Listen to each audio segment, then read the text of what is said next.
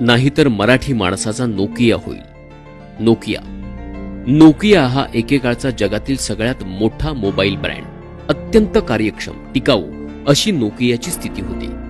पण ना नोकियाच्या मॅनेजमेंटची काही चूक, ना कामगारांचा संप, ना कोणता अपघात, ना कोणत्या सरकारची आणि देशाची बंदी. हे जगातील पहिलं आणि एकमेव उदाहरण असेल की एखाद्या ब्रँडमध्ये कोणतीही चूक नसताना तो ब्रँड विकावा लागला आणि शेवटी कंपनी बंद झाली. शेवटचे शब्द. पत्रकार परिषदेत नोकियाच्या सीईओने कंपनी मायक्रोसॉफ्टला विकल्याचे जाहीर केले. ते नोकियाच्या सीईओचे शेवटचे शब्द होते. आम्ही कोणतीही चूक केली नाही, पण आम्ही हरलो. त्या परिषदेत सीईओ, त्यांची मॅनेजमेंट टीम अक्षरशः हंबरडा फोडून रडत होते. कोणतीही चूक नसताना जगभरात प्रसिद्ध असणारी एवढी मोठी कंपनी विकण्याची नामुष्की त्यांच्यावर आली होती. काय झाले? नोकिया ही खूप चांगली कंपनी आणि ब्रँड, पण ज्या वेगाने मोबाईल क्षेत्र जगभर बदलत होते, चायना आणि इतर देशात नवीन ब्रँड टेक्नॉलॉजी येत होती, पण नोकिया आपल्या नेहमीच्या कौशल्यावर मोबाईल आणि तंत्रज्ञान घेऊन काम चालवत होते. त्यामुळे जगामध्ये असणारी मोठी संधी आणि मार्केट त्यांना काबीज करता आलं नाही. त्यामुळे बाकीच्यांनी बाजारपेठ खाऊन टाकली आणि शेवटी नोकिया संपला. मराठी माणूस सुद्धा असा सहिष्णू, साधा, आपल्या विचार आणि ज्ञानाने परंपरेप्रमाणे चालणार आहे. तो कोणाचंही कधीही वाईट करत नाही. इमाने इतबारे नोकरी करतो, निसर्गाच्या लहरीप्रमाणे शेती करतो, जमेल तशी प्रामाणिकपणे विठ्ठलाची, शिवाजीची, गणपती, गुढीपाडवा यांची पूजा आणि उत्सव साजरा करतो. मराठी महिला निमूटपणे घरकाम करतात.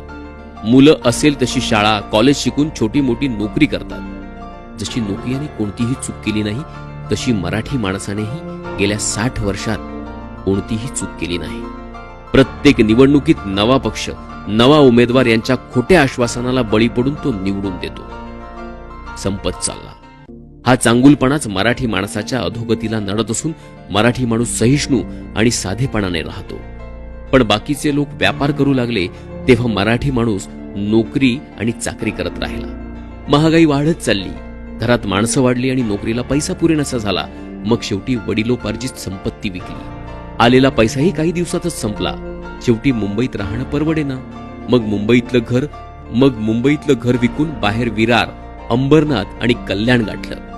इतर महाराष्ट्रामध्येही शेतकऱ्यांच्या जमिनी सावकार, धनाढ्य राजकारणी, व्यापाऱ्यांनी विकत घ्यायला सुरुवात केली आणि हळूहळू महाराष्ट्रात मराठी माणूस हरला.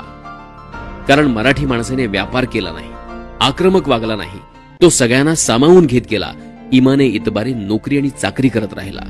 लवकर मराठी माणूस जागा झाला नाही तर त्याचा नक्कीच नोकिया होईल. महाराष्ट्रात प्रत्येक घरात उद्योग उभा राहावा यासाठी मी काम करतोय. तुम्ही चळवळीत खारीचा वाटा उचला. या लेखाचा फोटो काढा आणि ही ऑडिओ क्लिप आणि तो फोटो व्हॉट्सअप, फेसबुक, ईमेलद्वारे आपल्या मित्र आणि परिचितांना पाठवा. मंडळाच्या, शाळा कॉलेजच्या फलकावर चिकटवा. चळवळ वाढवण्यासाठी हातभार लावा.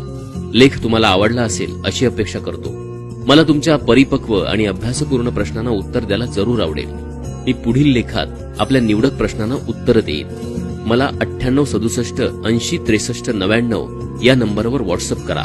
धन्यवाद. आपला प्रकाश भोसले.